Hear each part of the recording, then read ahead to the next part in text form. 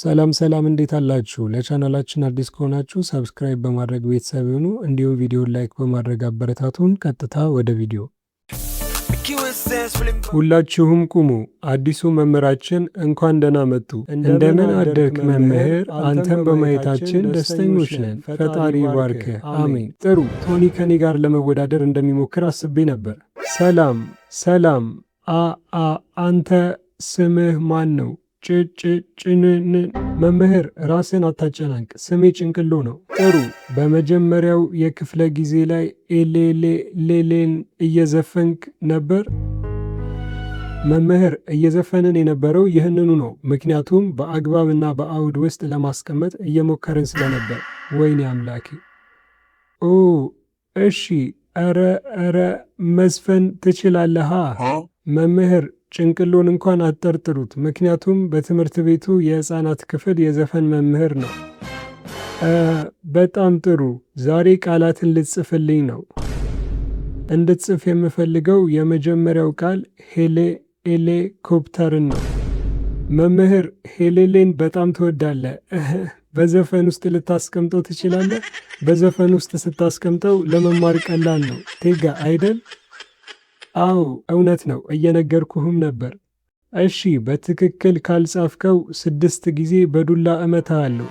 መምህር ብትገርፈኝ ይሻላል፣ ግን በእርግጥ ጥል ወይም ጠብ አያስፈልግም። የምታስተምረን ለመጀመሪያ ጊዜ ነው፣ እናም ሰላም እንዲሆን እንፈልጋለን። ልገልጽልህ የምፈልገው ነገር በአንድ ዘፈን ውስጥ ረጅም አረፍተ ነገር ስታስቀምጥ ፊደል ለመጻፍ ቀላል ነው። ቴጋ 2 ፊደላትን ለሱ መስፈን ትችላለህ? 1 2 በል።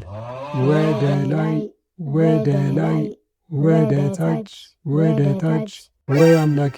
መምህር ማየት ትችላለህ? ተማሪዎች ለእኛ ጨብጭቡ። ታላቅነትን ስናይ የተወሰነ እውቅና ማሳየት አለብን። ተማሪዎች ስማችሁ በክፍል ረባሾች ስም ዝርዝር ውስጥ እንዲካተት ካልፈለጋችሁ ለጭንቅሎ አጨብጭቡ። እነሱ ካላጨበጨቡልን እኛ ለራሳችን እናጨበጭባለን። ምንም ነገር ብትሉ ሄሊኮፕተርን ፊደል መጻፍ አለባችሁ። መምህር እኛም ተመሳሳይ ነገር ነው የተናገርነው። አስተምረን እኛም እንመልስልሃለን። አንተ መምህራችን ነህ። የፊደል አጻጻፍ ልናስተምር አንችልም። ጭራሽ ይህን የምታስተምረኝ ይመስልሃል? አይ ፈተና ነው። ምናልባት ስህተት ከሰራ ሃሃሃሃ። መምህር ሳቅህ እንኳን እንደ ዲር ይቆራረጣል። ዛሬ ጭንቅሎ ከኔ ጋር ችግር ውስጥ ገብተሃል።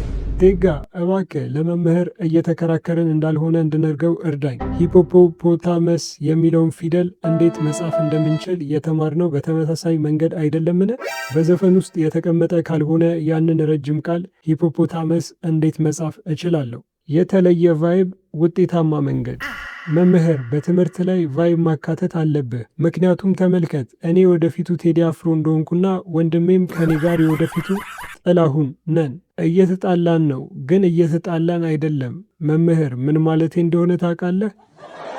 እሺ በሚቀጥሉት 10 ሰከንዶች ውስጥ ሄሊኮፕተርን ካልጻፍክ 6 የዱላ ምቶች እገርፍሃለሁ። መዝፈን ከፈለክ ያ የራስህ ጉዳይ ነው። ራፕ ማድረግም ከፈለክ ያ የራስህ ጉዳይ ነው። መምህር ይቅርታ፣ ሄሊኮፕተርን አላውቅም። እንደዚያ ከሆነ 3 የዱላ ግርፋት እገርፍሃለሁ።